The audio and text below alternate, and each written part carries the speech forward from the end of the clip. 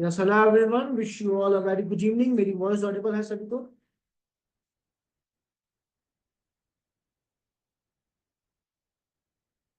Great. I hope you all are doing good. Last class में हमने क्या पढ़ा था? मुझे एक बार टॉपिक का नाम ड्रॉप करना. लास्ट क्लास में हमने क्या पढ़ा? आई थिंक अनोनिमस रहने का कंसेप्ट पढ़ा था. आईपी एड्रेस चेंज करना बाकी है. ठीक है, मैक एड्रेस तक चेंज करना सीखा था. तो उम्मीद करता हूँ सभी ने उसे ट्राई करके देखा होगा और वहां तक का कंसेप्ट सभी को क्लियर हो चुका होगा. किसी को भी डाउट आया तो या तो चैट में ड्रॉप कर देना मुझे, या थोड़ा सा वेट कर लेना. टॉपिक एंड करने के बाद जो भी डाउट है रिजॉल्व करना. Got it? Perfect. So just give me a second और हम स्टार्ट करते हैं. आज हम देखने वाले हैं कि हम आईपी की मदद से खुद को अनोनिमस यानी हिडन, छुपा कर कैसे रखें. हम कैसे ध्यान रखें कि हमारा रियल आईपी किसी तक ना पहुंचे. तो सर, आईपी के जरिए अनोनिमस रहने के मेनली दो ही तरीके हैं जिनको अलग अलग नाम दिए गए हैं. ये दो तरीके क्या है? सॉरी. जो पहला तरीका है उसको हम कहते हैं VPN, stands for virtual private network. और जो दूसरा तरीका है वो है प्रॉक्सी नेट. अब हम पहले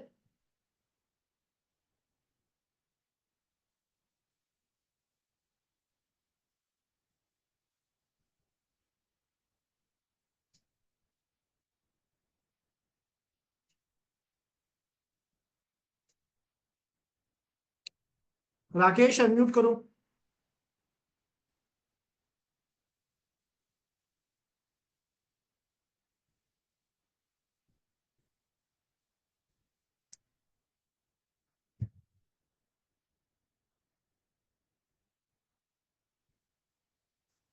यस राकेश अनम्यूट करो.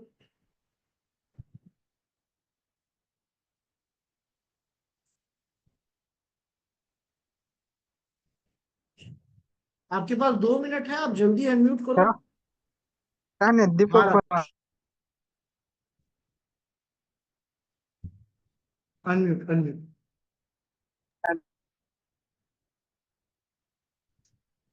दोबारा म्यूट मत करना. मुझे ये बताओ आप अनोटेशन क्यों यूज ले रहे हो?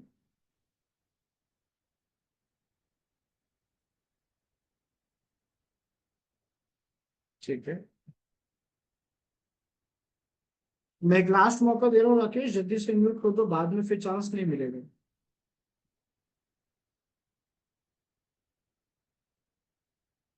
अब से राकेश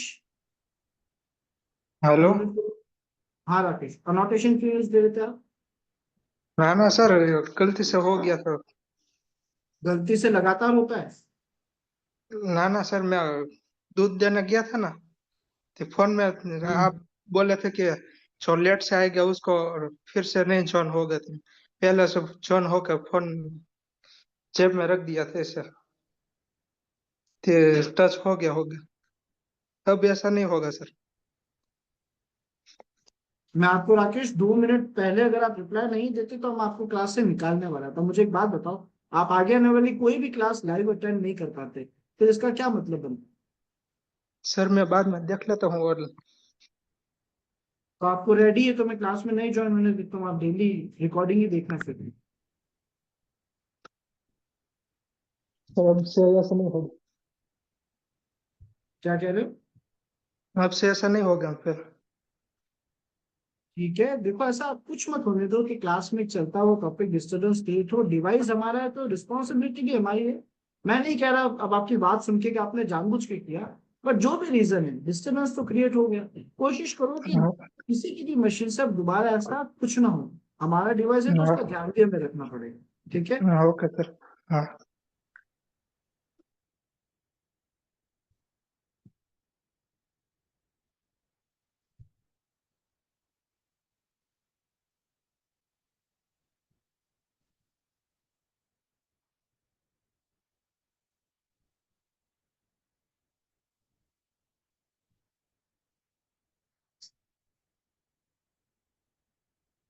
अब सब लोग इधर ध्यान देना.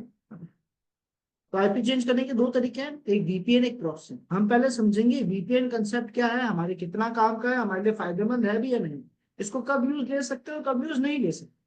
वीपीएन का फुल फॉर्म है वर्चुअली प्राइवेट नेटवर्क.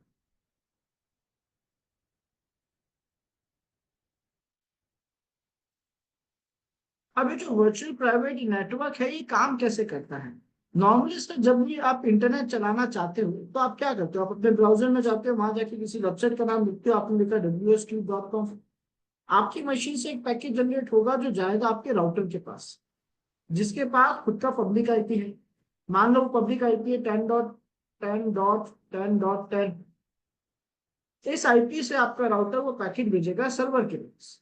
सर्वर को क्या दिखेगा, पैकेट किस आईपी से आया है, राउटर की पब्लिक आईपी दिखेगी। तो सर्वर को तो यही पता है कि वो 10.10.10.10 से पैकेट आया। सर्वर का आईपी मान लो 4.4.4.4 है। ऐसे में मैं नहीं चाहता कि जब मैं कोई अटैक परफॉर्म कर रहा हूं, जब मैं कोई भी टास्क परफॉर्म कर रहा हूं, तो मेरा ये रियल आईपी सर्वर तक जाए। तो यहाँ पे वीपीएन का कंसेप्ट आता है। वो क्या कहता है कि सर जब एक मशीन अपने डिवाइस में वीपीएन सॉफ्टवेयर को चालू करती है, तो ये वीपीएन सॉफ्टवेयर क्या करता है, उस मशीन का कनेक्शन एक ऐसी मशीन के साथ बना देता है जिसके पास खुद का पब्लिक आईपी है, मान लो 20.20.20.20। मेरे राउटर के पास भी खुद का पब्लिक आईपी था विच इज 10.10.10.10।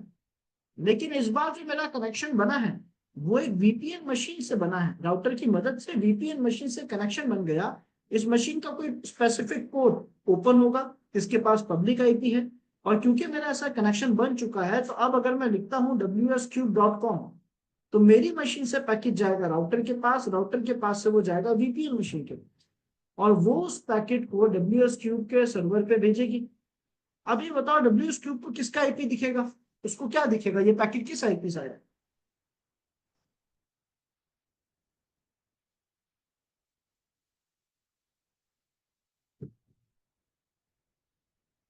20.20.20 वीपीएन का आईपी दिखेगा, उसने इसको रिप्लाई करा, इसने ये रिस्पॉन्स मुझ तक शेयर करवा दिया।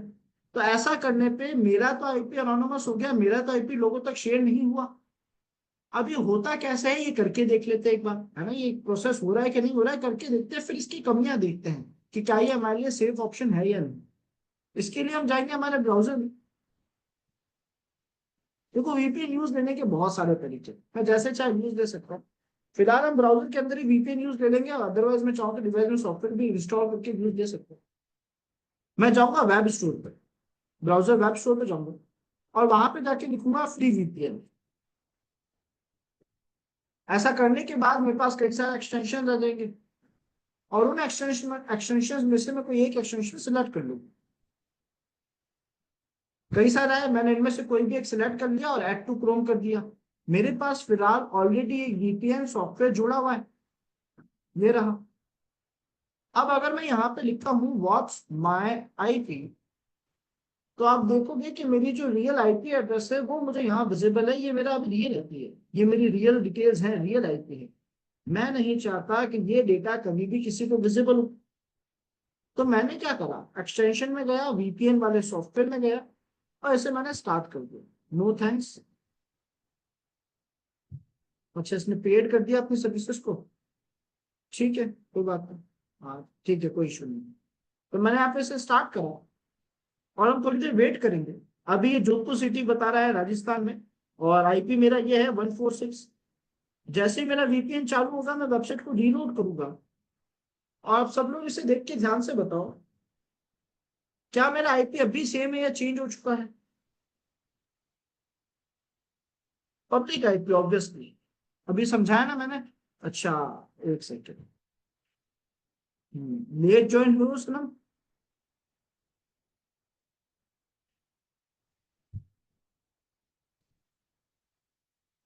नहीं, ठीक है। तो सर यहाँ पे क्या दिखा रहा है, पब्लिक आईपी दिखा रहा है एम्स्टरडेम की। क्यों, क्योंकि मैं वीपीएन से कनेक्ट हो चुका हूँ। अब मेरी रियल आईपी कहीं नहीं जाएगी। लेकिन क्या ये मेरे लिए एक सेफर ऑप्शन है, क्या मैं इसको बड़े बड़े अटैक्स में, बड़े जगहों पे अनोनिमस रहने में यूज ले सकता हूँ, क्या मैं इस पर रिलाय कर सकता हूँ? तो इस कंसेप्ट को समझने के लिए मैं आपको वीपीएन की कुछ कमियां बताता हूँ। देखो वीपीएन की जो सबसे बड़ी कमियां मुझे लगती है, जो मैं इग्नोर नहीं कर सकता, वो क्या क्या है।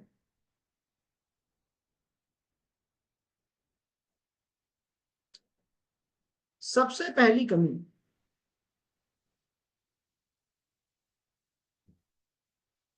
नहीं ये पब्लिक आईपी राउटर का नहीं है, मैंने इसे अभी समझाया था। ये देखो, मेरी मशीन से अब तक मेरे पैकेज राउटर लेकर जाता था, लेकिन जैसे ही मैंने वीपीएन जोड़ा, एक ऐसा मशीन जिसके पास खुद का पब्लिक आईपी है, एक ओपन पोर्ट है, तो अब मेरे सारे पैकेज यहां से सर्वर तक जाते हैं। सर्वर मुझे रिप्लाई देता है और वो पैकेज मुझ तक आते हैं। तो ऐसा करने पे अब ये मेरा आईपी नहीं ले जा रहा, अब ये वीपीएन का पब्लिक आईपी सब जगह ले जा रहा है। मेरे राउटर का पब्लिक आईपी सेफ है। Got it?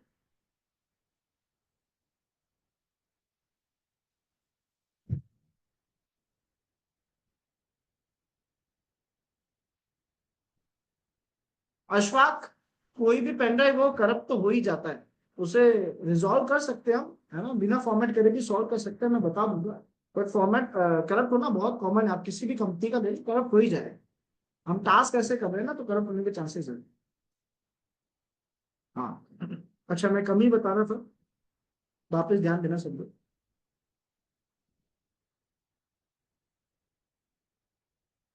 नहीं सना, वॉच माई आईपी पे प्राइवेट आईपी कब से आने लग गया? उसमें तो कभी प्राइवेट आईपी आ ही नहीं सकता, वहां केवल पब्लिक आईपी ही आएगा। प्राइवेट आईपी तो आईएफ कॉन्फ़िग कमांड से आता है। वॉच माई आईपी की वेबसाइट से कभी भी प्राइवेट आईपी आ ही नहीं सकता। फोन वाला एग्जांपल में भी तो पब्लिक आईपी था, डायनामिक था, पर पब्लिक आईपी था।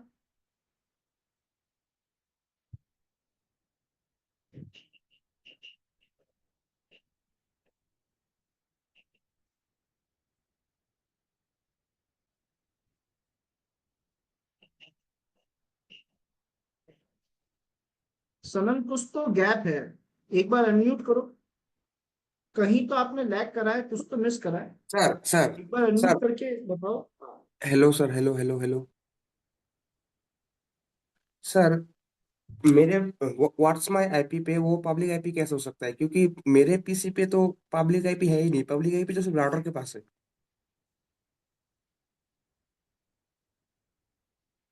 हेलो। जवाब दे रहा हूँ, जवाब दे रहा हूँ।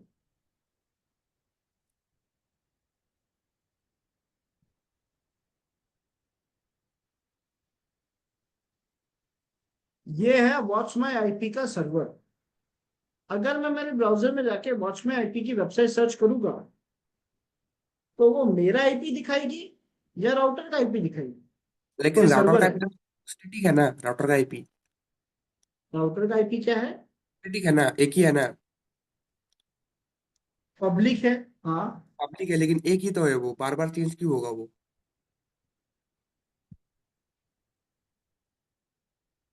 मैं नहीं समझा अभी। राउटर का मतलब आईपी क्या सर, चेंज हो रहा है? राउटर के पास बहुत सारा प्राइवेट आईपी होता है और एक ही प्राइवेट आईपी, एक ही पब्लिक आईपी होता है ना? करेक्ट। तो सर, एक ही जब प्राइवेट पब्लिक आईपी होगा तो बार बार तो एक ही वो पब्लिक आईपी होगा ना? आपको व्हाट्स माई आईपी सर्वर पे वो क्यों चेंज हो रहा है यार? आईपी आईपी तो एक ही होगा ना? हाँ, क्योंकि, अच्छा मुझे एक बात बताओ, ये ना जो मैं अभी थोड़ी देर पहले जो मैंने एक डायग्राम इससे पहले जो बनाया हुआ था, क्या जब मैं वो डायग्राम बना रहा था तब आप क्लास में थे? हाँ सर, मैं पहले से ही था। मैं क्लास स्टार्ट होने से पहले ही था। ठीक है। तो फिर ये क्यों नहीं समझा आपने, ये कैसे मिस हो गया? वापस देखो, फिर से समझाता हूँ एक बार, जिस भी रीजन से मिस हुआ ध्यान से समझना।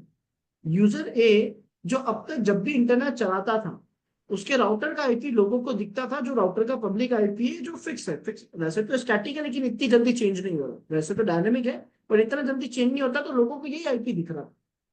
इसने क्या करा, अपने डिवाइस में एक सॉफ्टवेयर चालू करा वीपीएन नाम, जिसने क्या करा, इस मशीन का कनेक्शन एक ऐसी मशीन से बना दिया, कनेक्शन यानी दोनों के बीच में कनेक्शन क्रिएट हो चुका है ताकि ये कभी भी बात कर सके। इसने एक ऐसी मशीन से इसका कनेक्शन बना दिया जिसका नाम वीपीएन मशीन है। ठीक है। और इस वीपीएन मशीन के पास खुद का पब्लिक आईपी है, जो कि है 20.20.20।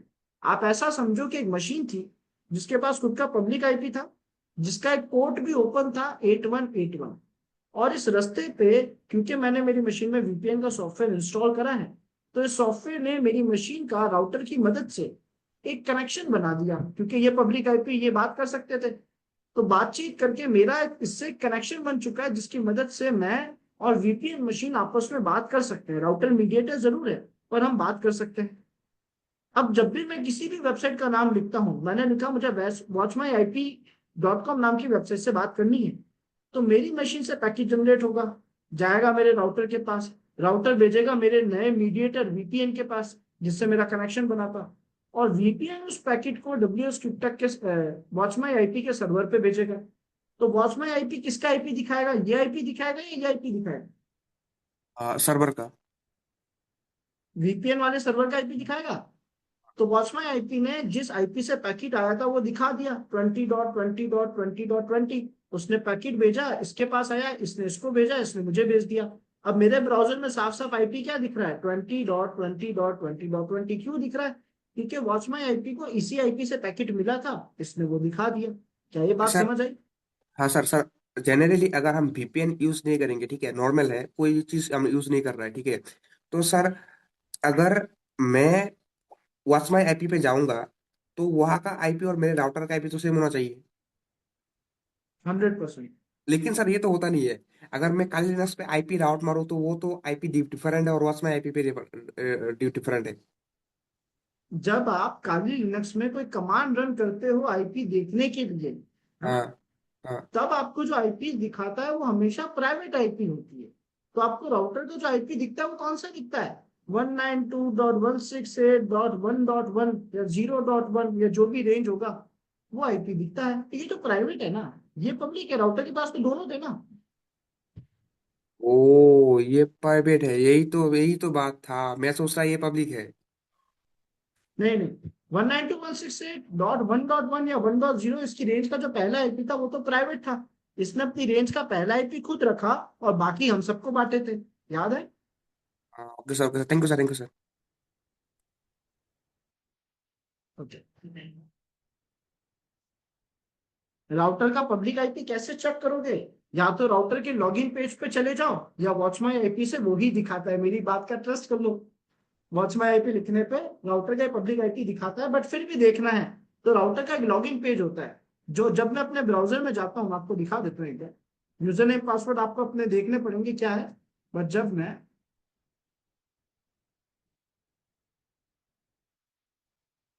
अपने मशीन में जाता हूँ मेरे राउटर का प्राइवेट आईपी लिखता हूँ,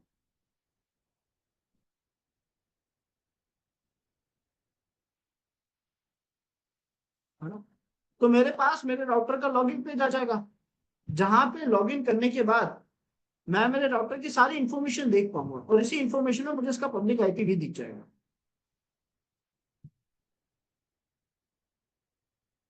नहीं, वो नहीं देख सकते। वो तब तक नहीं देख सकते जब तक दूसरा आपकी लिंक पे, आपकी किसी कंसेप्ट पे, आपकी किसी चीजों पे क्लिक ना कर दे, लिंक पे सॉफ्टवेयर इंस्टॉल ना कर दे। जब तक हमने सीखा उसी तरीके से देख सकते हैं।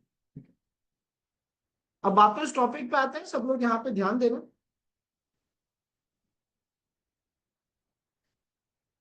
वीपीएन मेरे लिए सेफ क्यों नहीं, या कितना सेफ है?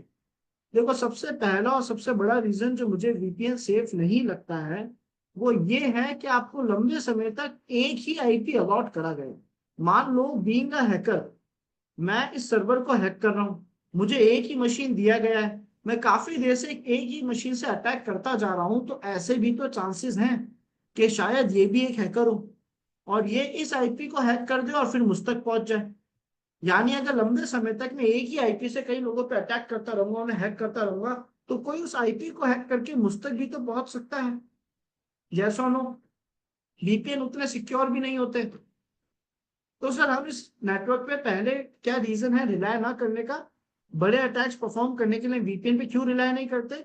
छोटे मोटे काम करने के लिए उनके टोरेंट वेबसाइट चलानी है, कोई ऐसी वेबसाइट चलानी है जो बैन है, आईपी चेंज करना है, तो भी वहां पे वीपीएन चलता है। बट किसी बड़े अटैक में क्यों पहले प्रिफर नहीं करा? क्योंकि एक मशीन को एक ही आईपी दिया गया है बहुत लंबे समय में, तो हम इस पे पहले इस वजह से ट्रस्ट नहीं कर सकते कोई इसको हैक करके हम तक पहुंच सकता है। दूसरा जो बड़ा रीजन है वो है डीएनएस लीक। इन वीपीएन मशीन्स में एक कमी है, डीएनएस लीक की कमी।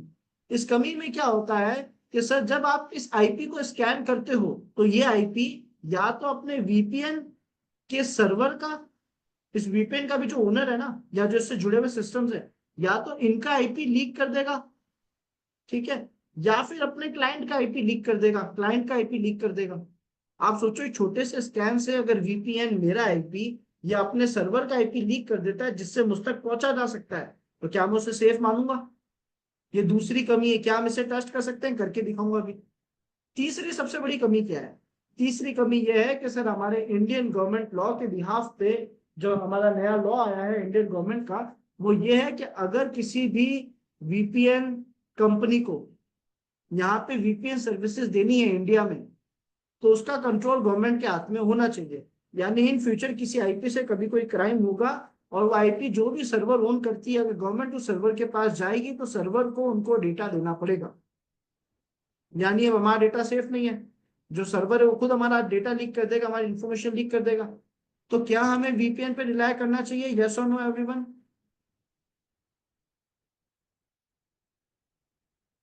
नहीं करना चाहिए। डीएनएस लीक एक बार ट्राई करके देख लेते हैं, इससे हमें और आइडिया लग जाएगा कि वीपीएन कितनी कमजोर है। कोई भी वीपीएन सॉफ्टवेयर अगर इंडिया में चलाना है, भले ही उनका सर्वर कहीं भी हो, अगर उन्हें इंडिया में अपनी सर्विसेज देनी है तो गवर्नमेंट को परमिशन देना पड़ेगा, तभी उनके सॉफ्टवेयर इंडियन इंडियन आईपीज में चल पाएंगे, स्टार्ट हो पाएंगे। ऐसा गवर्नमेंट का लॉ है। सर्वर तो सारे फॉरेन ही होते हैं, तभी तो वीपीएन यूज लिया जाता। नाउ डीएनएस लिंक दिखाता हूँ आप लोगों को। मैंने वीपीएन तो चालू कर ही रखा था, वॉच माई आईपी करके दिखा देता हूँ मैंने वीपीएन चालू कर रखा है कि नहीं कर रखा है। वॉच माई ब्राउजर चालू हो गया।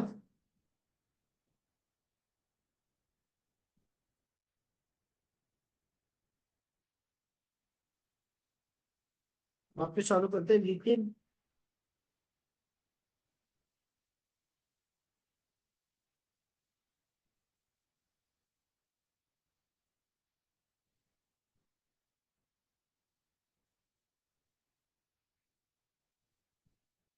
क्या मेरा आईपी बदल चुका है? मेरे को एक नया आईपी मिल चुका है वीपीएन की मदद से।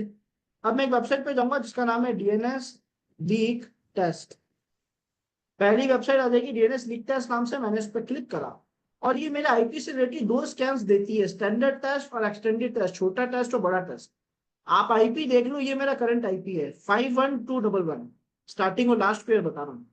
अगर स्टैंडर्ड टेस्ट में, पहले एक छोटे टेस्ट में, अगर इसने इस आईपी के अलावा कोई भी दूसरा आईपी दिखाया तो हम इस आईपी पे रिलाय नहीं कर सकते। दिखाया हो चाहे नहीं दिखाया हो, हम एक बड़ा टेस्ट भी रन कर देंगे, एक्सटेंडेड टेस्ट भी रन कर देंगे। अब मुझे एक बात बताओ, क्या इसने अपने रियल आईपी के अलावा कोई भी दूसरा आईपी यहाँ दिखाया है? यस और नो? बिल्कुल दिखाया है। दिख तो रहा है किसका आईपी है। मेरा आईपी तो ये था ना, वीपीएन का आईपी ये था। वीपीएन के अलावा दूसरा आईपी दिख रहा है कि नहीं दिख रहा है? बिल्कुल दिख रहा है, तो हम इस पर ट्रस्ट ही नहीं कर सकते। जिसने अपने सर्वर का ही आईपी लीक कर दिया, तो सर्वर के जरिए लोग हम तक पहुंच जाएंगे। इतना ही नहीं, अब अगर मैं यहाँ पे एक बड़ा टेस्ट रन करूँ, एक्सटेंडेड टेस्ट, तो देखते हैं ये दूसरा आईपी लीक करता है कि नहीं करता।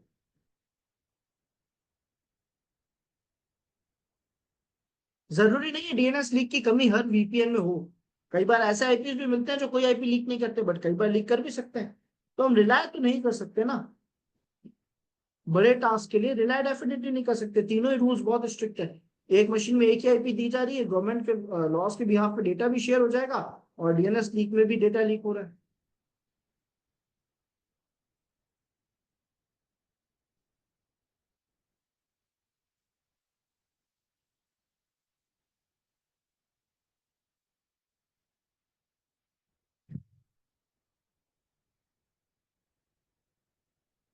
अब यहाँ देखो, आई थिंक इसने तो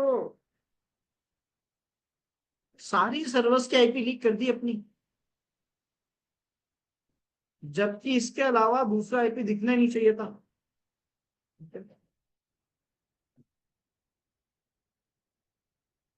अब एक सजेशन आप में से किसी ने दिया है, तजामुल ने दिया है कि सर अगर मैं आरडीपी का यूज लूं, रिमोट डेस्कटॉप प्रोटोकॉल का यूज लूं, जिसमें मैं रिमोटली किसी मशीन से कनेक्ट हो जाता हूं और उसके जरिए फिर अटैक वटैक करूं, तो अभी एक इश्यू तो रिजॉल्व नहीं हो रहा। वो इश्यू क्या है कि लंबे समय तक मुझे एक ही मशीन दी गई है। करेक्ट। अब मैं किसी पे भी अटैक करूं, लंबे समय तक एक ही आईपी से अटैक करूं, तो इसके जरिए तो मुझ तक पहुंचा जा सकता है, इसे हैक करके, इसे ट्रैक करके तो मुझ तक पहुंचा जा सकता है। यस और नो? तो हम इस पर ट्रस्ट कैसे करें? तो सर बेस्ट तरीका क्या है बेटर लेवल पे अनोनिमस रहने का? वो बेस्ट तरीका है जो आपने डार्क वेब में समझा, आईपी लेयर्स का, यानी प्रॉक्सी का। प्रॉक्सी में क्या होता है?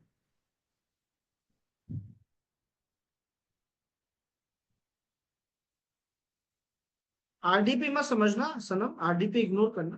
ठीक है।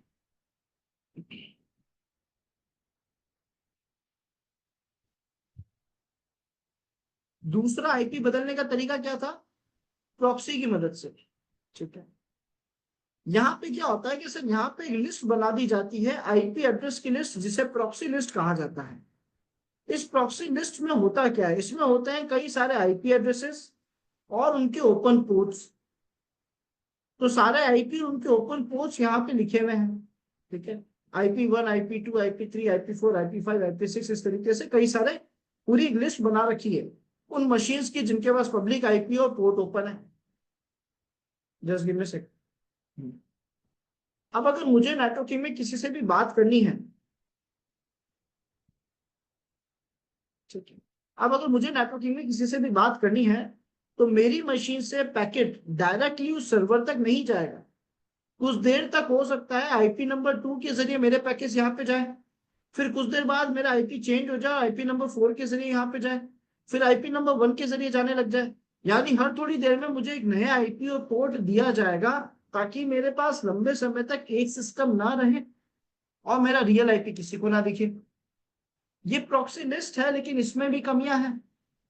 तो हमने कहा एक काम करते हैं, हम अनोनिमस रहने के लिए सबसे बेस्ट फॉर्मेट को, सबसे बेस्ट सर्विस को यूज लेंगे। एक्चुअली मार्केट में एक ऐसा प्रोजेक्ट है, एक प्रोजेक्ट है, ध्यान ध्यान से समझना सब लोग बहुत अच्छे से। ये मूव क्यों नहीं हो रहा?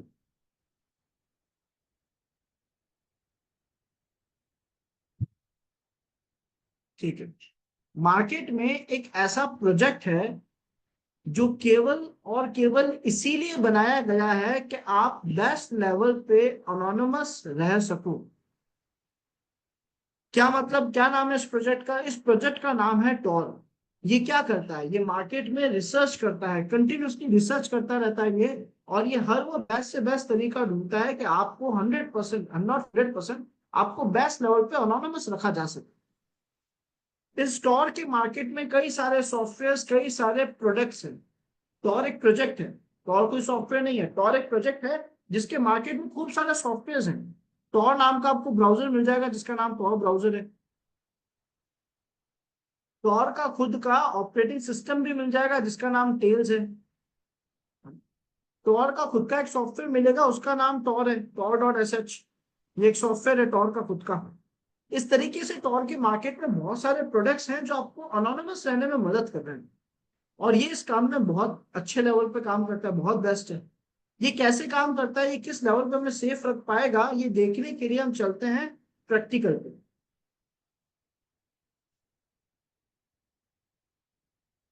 ध्यान देना यहाँ पे सब लोग, हम जाएंगे सबसे पहले हमारी खाली मशीन है।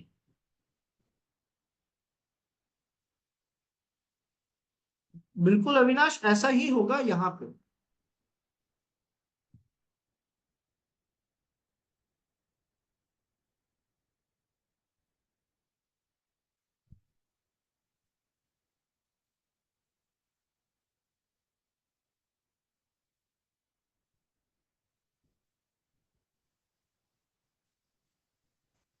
तो सबसे पहले मैं मेरे ब्राउजर पे जाऊंगा और वहां जाके हम इंस्टॉल करेंगे टॉर ब्राउजर को, ताकि मुझे उसकी पूरी वर्किंग समझ आ जाए, वो कैसे काम कर रहा है वो समझ आ जाए।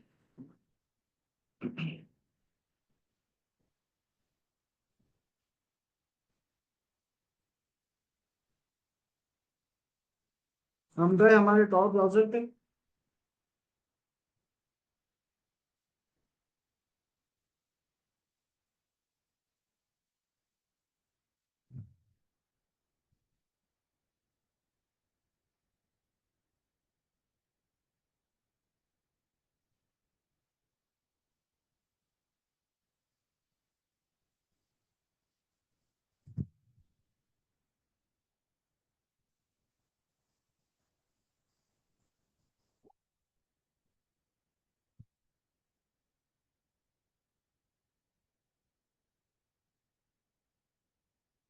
ठीक है।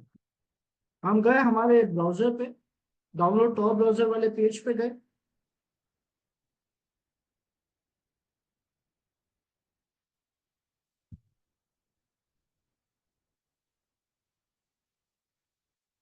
और यहाँ पे हर ऑपरेटिंग सिस्टम के लिए टॉप ब्राउजर अवेलेबल है। मैंने फिलहाल लिनक्स के लिए डाउनलोड कर लिया। ठीक है। ये वर्क कैसे करेगा, तो सर आप पहले इस फाइल को एक्सट्रैक्ट करोगे। ये एक टार फाइल है, यानी कंप्रेस फाइल है। एक्सट्रैक्ट करने के बाद आप एक क्लिक में टॉप ब्राउजर को यूज दे पाओ। तो मैं जाता हूँ अपने फाइल मैनेजर पे, मैं ऑलरेडी एक्सट्रैक्ट कर चुका हूँ टॉप ब्राउजर को। ठीक है, आई थिंक मैंने इसे म्यूजिक या ऐसे फोल्डर में रखा होगा, ये रहा। मैं एक्सट्रैक्ट करने के बाद आप सभी को विजिबल होगा, मेरे पास ये रहा टॉप ब्राउजर को फोल्डर। राइट क्लिक करके एक्सट्रैक्ट करना है। मैं इस फोल्डर में जाऊंगा, स्टार्ट टॉप ब्राउजर नाम की एक फाइल है। इस पर डबल क्लिक करूंगा, मेरा टॉप ब्राउजर स्टार्ट हो जाएगा लॉन्च एनी वेब पे क्लिक करने के बाद।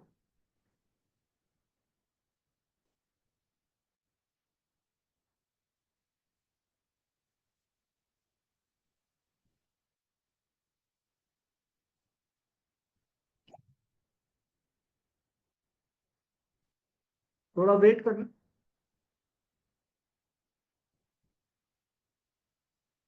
कुछ भी नहीं चाहिए, बस डबल क्लिक करके लॉन्च करना है। ठीक है।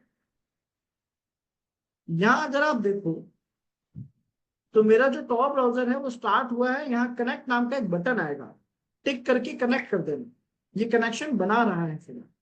कनेक्शन बनने के बाद ही हम टॉप ब्राउजर को यूज देते हैं और देख पाते हैं कि वो क्या और कैसे काम कर रहे हैं।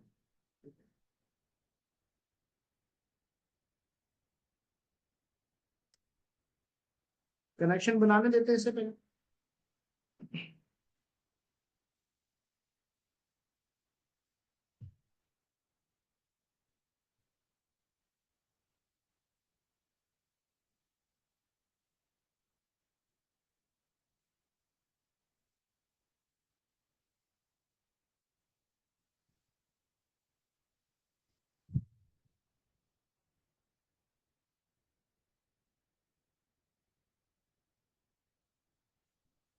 ज्यादा टाइम ले रहा है, इसलिए मैं कनेक्शन फिर से बनाऊंगा तोड़ के।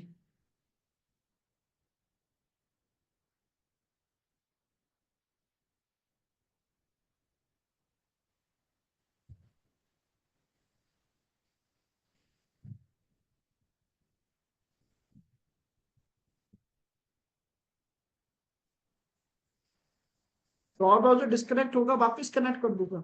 जैसे अभी मैंने कैंसिल करके डिस्कनेक्ट करा ना, तो फिर से कनेक्ट कर दूंगा।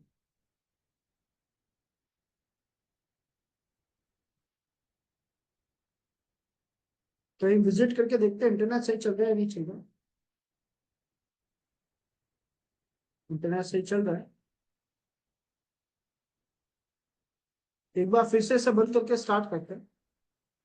हो सकता है वो अपडेट नहीं हुआ होगा, तो मैं जो नया टॉप ब्राउजर है उससे एक्सट्रैक्ट कर देगा, है ना। नया टॉप ब्राउजर हमने अभी अभी डाउनलोड करा है।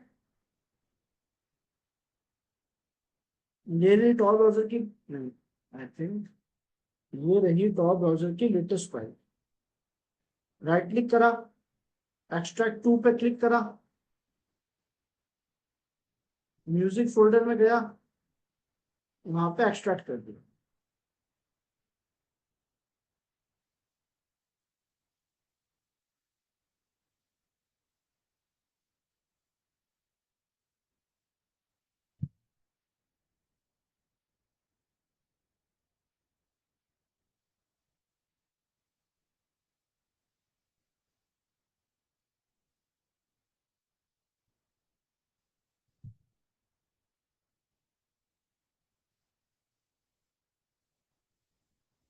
आई थिंक एक्सट्रैक्ट हो चुका है। म्यूजिक फोल्डर में गया, या फिर एक्सट्रैक्ट नहीं हुआ है, अभी हो रहा है।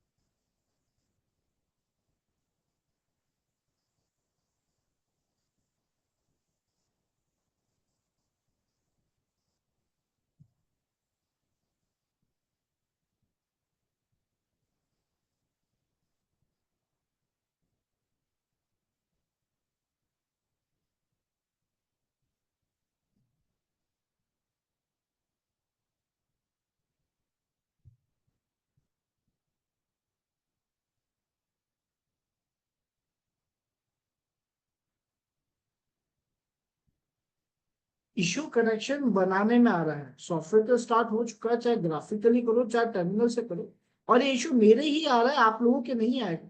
मेरी मशीन मिसबिहेव कर रही है, वो कंटिन्यूस कर रही है अलग अलग ऑपरेशन में, है? आप लोगों के आराम से वर्क करेगा।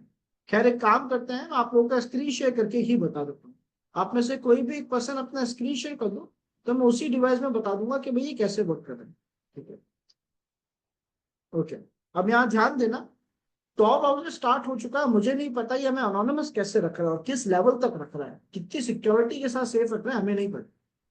हम आराम से किसी भी वेबसाइट को सर्च करेंगे, wscubetech.com सर्च कर लेंगे।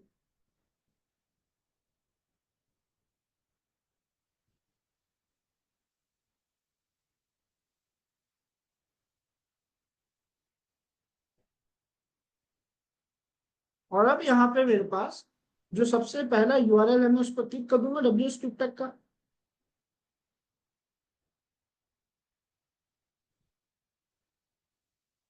अशफाक, एक बार अगर आपने पहली बार टॉर ब्राउजर को एक्सट्रैक्ट करा है, तब तो एक बार सिस्टम रिस्टार्ट कर दो। अगर आप पुराना टॉर ब्राउजर यूज ले रहे थे तो उसको यूज मत लेना, नया टॉर ब्राउजर एक्सट्रैक्ट करो। मेरी वेबसाइट चालू हो गई, पर मुझे नहीं पता मैं सेफ कैसे हूँ। वेबसाइट तो चल रही है, मैं सेफ कैसे हूँ? तो मेरे पास यहाँ पे सबसे ऊपर जो एड्रेस बार है, उससे पहले एक लॉक का आइकन है और उससे पहले टॉर सर्किट का आइकन है। जब मैं उस पर क्लिक करूंगा तो ये बताएगा कि आपने इस वेबसाइट को कैसे चलाया। मेरे ब्राउजर से सबसे पहले जो दिस ब्राउजर लिखा है, मेरे ब्राउजर से पैकेट रिलीज हुआ और वो गया जर्मनी के एक मीडिएटर के पास, एक मशीन के पास गया जो जर्मनी का था। उस जर्मनी की मशीन ने उस पैकेट को यूक्रेन की एक मशीन के पास भेजा, उसने स्वीडन की एक मशीन के पास भेजा और स्वीडन ने उस मशीन को WSCubetech, स्वीडन की मशीन ने उस पैकेट को WSCubetech के पास भेजा। WSCubetech को किसका आईपी दिखेगा? केवल और केवल स्वीडन का। WSCubetech ने स्वीडन को रिप्लाई दिया, स्वीडन ने उस रिप्लाई को यूक्रेन पे फॉरवर्ड करा, यूक्रेन ने जर्मनी को और जर्मनी ने मुझे। यानी मेरे और विक्टिम के बीच में 3 मीडिएटर आ चुके हैं। गलती से भी कोई मेरा आईपी नहीं ढूंढ पाएगा। मान लो अगर WSCubetech एक हैकर है, वो स्वीडन को हैक करने की कोशिश करता है, तो उसको स्वीडन को हैक करने के बाद किसका आईपी मिलेगा? यूक्रेन का। मान लेते हैं वो एक स्किल्ड हैकर है, वो यूक्रेन को भी हैक करने की कोशिश कर रहा है। ठीक है, मान लेते हैं यूक्रेन भी हैक हो गया, कम से कम 5 to 10 मिनट्स तो लगेंगे, कम से कम इतना टाइम तो लगेगा एक डिवाइस को हैक होने को। वैसे तो ज्यादा ही लगता है, मैं तो बे मिनिमम मान लेता हूँ। जब से यूक्रेन की डिवाइस को हैक करा और उसे जर्मनी का आईपी मिला, आप देखोगे जर्मनी के आईपी के बाद गार्ड लिखा हुआ है, जिसका मतलब वहां एक्स्ट्रा सिक्योरिटी इंप्लीमेंट कर रखी है। इसका मतलब उसे हैक करना बिल्कुल आसान नहीं होगा। अब इतना ही नहीं, मैंने और एक्सेप्शन मान लिया, वैसे तो नहीं होगा, मैंने और एक्सेप्शन मान लिया कि उसने जर्मनी के भी सिस्टम को हैक कर लिया। लेकिन जितना टाइम वो हैक करने के लिए ले रहा है ना, जब तक वो स्वीडन को हैक करेगा तब तक मेरा आईपी पूरा चेंज हो चुका होगा। वेबसाइट को रीलोड करो, आप देखोगे अभी तक तो आपके पास स्वीडन, यूक्रेन और जर्मनी था, लेकिन अब जो आपका ट्रांजेक्शन है, अब जो आपकी बातचीत है, क्या वो सेम उससे हो रही है? क्लिक करो एक बार नीचे, टॉर न्यू सर्किट पर क्लिक करना, तो वो कैशे पेज कॉल कर रहा होगा, इस वजह से ऐसा हुआ। हाँ, क्लिक कर दो। अब जितनी भी बातचीत हम करेंगे, हम देखते रहेंगे हर थोड़ी देर में मेरे ये 3 लेयर चेंज होते जा रहे हैं, हर कुछ देर में चेंज होते हैं, है ना? अभी तो हम बहुत जल्दी चेंज करना है, लेकिन हर कुछ देर में ये चेंज होते रहते हैं। इसका मतलब मुझे जो आईपी की लेयर्स दी गई है वो भी फिक्स नहीं है, वो 3 आईपी की लेयर भी चेंज होती जा रही है। तो मैं बहुत बेहतर, बहुत बेस्ट लेवल पर अनोनिमस रह पाता हूँ टॉर की मदद से। क्या ये बात सभी को समझ आई?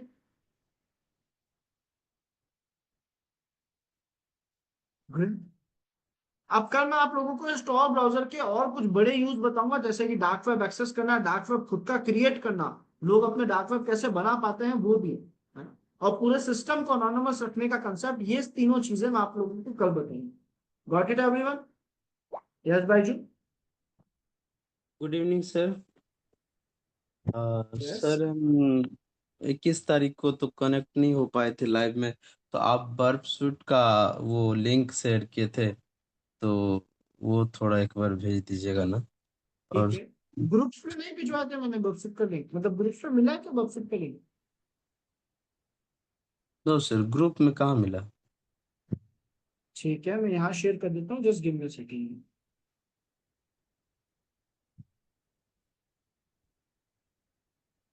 वेबसाइट का लिंक मैंने फिर से शेयर कर दिया, जिसको चाहिए वो ले लेना। क्लियर है भाईजू? Yes sir. और सर क्या इनको हम स्क्रीन शॉट लेकर के उसके बाद फिर यही सेम टाइप करेंगे तो ओपन हो जाएगा ना? हाँ हाँ, डेफिनेटली। और सर दूसरा बात ये था कि जैसे आप बताए थे कि जैसे कोई क्रिमिनल है उनका लैपटॉप पीसी कुछ भी बच गया हो तो उनको हम बाईपास कैसे करेंगे ना।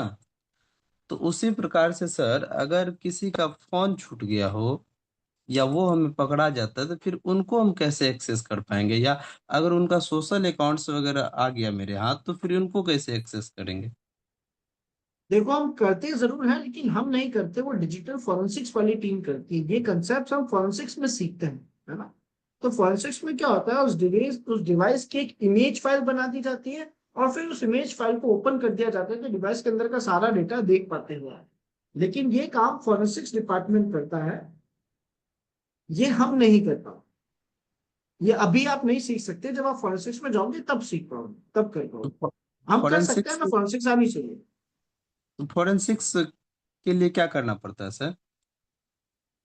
एथिकल हैकिंग का ये एक सब्जेक्ट है, टॉपिक है। एथिकल हैकिंग करने के बाद हम अपना फील्ड सिलेक्ट करते हैं। तो कोई वेब टेस्टिंग करता है, कोई डिजिटल फॉरेंसिक्स करता है, कोई एपीके टेस्टिंग करता है, कोई नेटवर्क टेस्टिंग करते हैं। तो आप तो वहां सर पे वो कोर्सेज ज्वाइन करोगे जहाँ डिजिटल फॉरेंसिक्स कराते हैं। ये ये कहाँ पे मिलेगा? जैसे ये जैसे WSQ टेक पे हम साइबर सिक्योरिटी कर रहे हैं तो उनका फिर किस हाँ, पे से वैसे ही करते हैं? बहुत सारी कंपनियां हैं जो डिजिटल फॉरेंसिक्स कराती है। WSCUPTEC डिजिटल फॉरेंसिक्स अभी नहीं करा रही है। अच्छा अच्छा। और सर दूसरी बात, जैसे IP वगैरह जो चेंज किए थे कल, मैक चेंजर वगैरह, तो ये तो लिनक्स ऑपरेटिंग सिस्टम में था और टेल्स ये केवल सब उसी चीज में करेंगे ऑटोमेटिक। हम। ऐसा इस वजह से क्योंकि हम अनोनिमस रहना सीख रहे हैं किसी एक मशीन में। सारी मशीन में हम बैठ के अनोनिमस नहीं रह पाएंगे, लेकिन हम उस एक में सीखेंगे ताकि हम अपने अटैकर मशीन को सेफ रख सके। हमारा मोटिव वही था ना। तो हमारी अटैकर मशीन काली मशीन, इसलिए हमने उसमें सब कुछ अनोनिमस रखने सके। ओके। अच्छा। और सर एक और मेरा प्रॉब्लम है। जैसे टेल्स हम उस दिन जो ऑपरेटिंग सिस्टम ऑन किए तो मेरा तो F11 से हुआ था रिपोर्ट करके, तो फिर सर उसमें वाईफाई सेटिंग नहीं हो पा रहा, मेरा नेट नहीं चल रहा। ये तो आई थिंक ड्राइवर इशू होगा, आपको उसमें कमांड रन करके ड्राइवर सेटअप करने पड़ेंगे। आप ऐसे बहुत लंबा यूज नहीं ले सकते, मतलब ठीक है ले तो सकते हो आप, थोड़ा सर्च करना पड़ेगा बायजूस के लिए आपको। उसमें ड्राइवर एरर आ रहा होगा, ड्राइवर आपको ढूंढ के सेटअप करना पड़ेगा। थोड़ा टाइम टेकिंग प्रोसेस है, मैं भी डायरेक्टली नहीं बता पाऊंगा, मुझे भी करने बैठना पड़ेगा। तो आपको इस बारे में सर्च करना पड़ेगा फिर, है ना, सर कि हम टेल्स सर्च में किए हैं वाईफाई दो ड्राइवर कैसे इंस्टॉल करें। वाईफाई ड्राइवर ना, जैसे अभी का लिनक्स में चल रहा है, लिनक्स में कोई दिक्कत नहीं है, टेल्स में लिनक्स फिर में भी प्रॉब्लम। इश्यूज आते हैं, लिनक्स में भी इश्यूज आते हैं, जरूरी नहीं है हर बार आएंगे। पर ऐसे इश्यूज यहाँ भी आते हैं, वहां भी आ सकते हैं। अच्छा, तो फिर लिनक्स के लिए तो कोई ड्राइवर यूज नहीं किए हैं, लेकिन इनके लिए पता नहीं, कोशिश किए लेकिन ऐसा हो ही नहीं रहा, एक्चुअली कनेक्ट नहीं क्या हो पा होता है, क्या होता है, लिनक्स में ड्राइवर पहले से इंस्टॉल था आपके वाईफाई रहा। का, तो वो चल गया। नहीं होता तो वो भी यही एरर देता है ना। हमने वाईफाई हैकिंग करते हुए भी तो ड्राइवर इंस्टॉल करें, या फिर नहीं करा तो आगे करेंगे, तब आप आगे करेंगे, वहां भी ड्राइवर इंस्टॉल करने पड़े। तो आपको उसी तरीके से आपके टेल्स में भी ड्राइवर इंस्टॉल करना ही पड़ेगा। सर ये तो मिल ही नहीं रहा, हम तो ढूंढे, खूब ढूंढे यूट्यूब तो वगैरह पर थोड़ा बट वेट मिल। करो, थोड़ा वेट करो, जैसे ही मैं वाईफाई हैकिंग का टॉपिक कराऊंगा ना, तब शायद आपको और आइडिया लग जाए, तब शायद आप उसे रिजॉल्व करोगे। तो अभी सर जैसे अभी टेल्स का कोई यूज नहीं कर पा रहे हम। हाँ, वैसे टेल्स का तो मैंने आप लोगों को केवल लॉगिन बाईपास का यूज बताया था, उसके अलावा तो कुछ नहीं बताया। लॉगिन बाईपास तो आप कर पा रहे होंगे। हाँ, वो तो हो ही गया, टेल्स चालू हो गया इसका मतलब। उससे ज्यादा तो टेल्स में फिलहाल कुछ मत करो। और देखो, अगर कुछ नया करना है तो हमें एफर्ट्स भी डालने पड़ेंगे। तो अगर आपको टेल्स यूज लेना भी है तो वो एरर्स रिजॉल्व करने के लिए सर्च करो, रिसर्च करो। और फिर भी अगर वो नहीं हो रहा है तो थोड़ा वेट करो, ताकि जब वाईफाई वाला टॉपिक आए तब मैं करा दूं। सर हाँ, ठीक है सर, थैंक यू। जय सनम।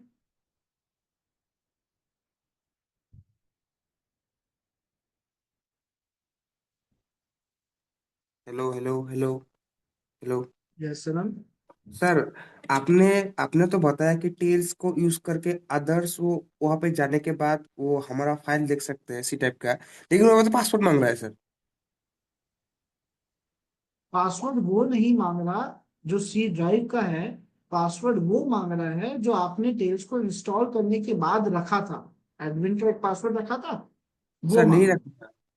कहाँ रखा सर? तो वो रखना है। स्टार्ट जैसे ही टेल्स स्टार्ट होता है ना, एक प्लस का बटन आता है।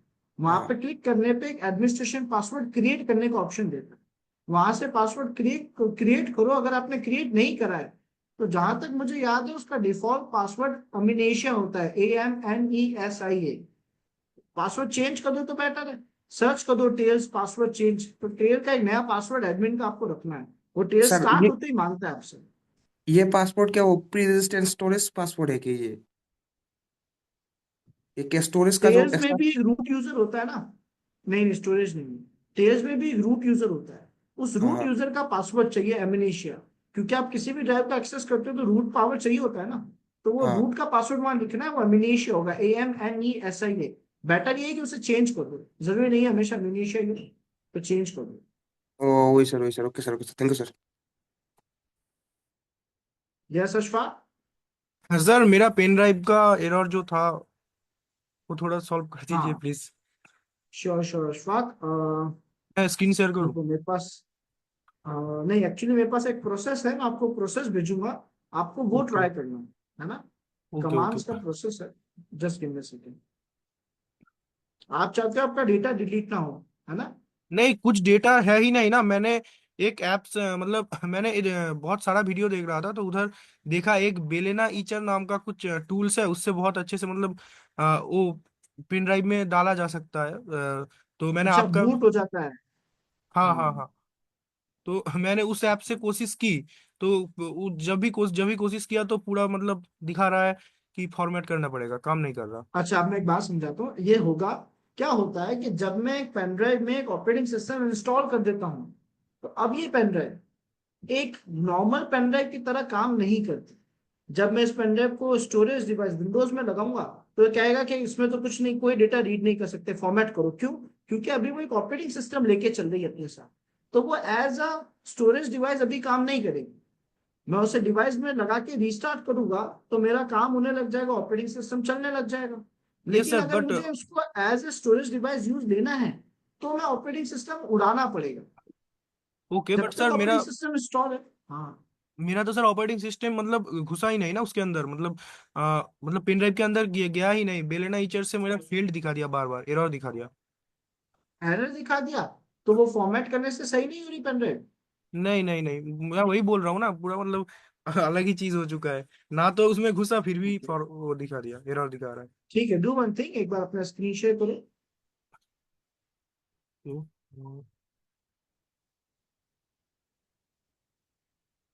मैं पहले ये वाला सर जब, हाँ, इसको मत चलाना, इनमें से किसी को मत चलाओ, इन सबको बंद कर दो। हमें तो अभी पेन ड्राइव सही करनी है। हाँ मैं हाँ आपसे परमिशन ले रहा हूँ, मुझे परमिशन दे दो। और ओके सर। अपने डिवाइस में पेन ड्राइव जो है वो प्लग कर दो, लगा दो। यस सर, मैंने लगा दिया, ठीक है। ठीक है, अब आप कहीं क्लिक मत करना, मैं कोशिश करता हूँ नहीं इसे सर, नहीं। सेट करने की।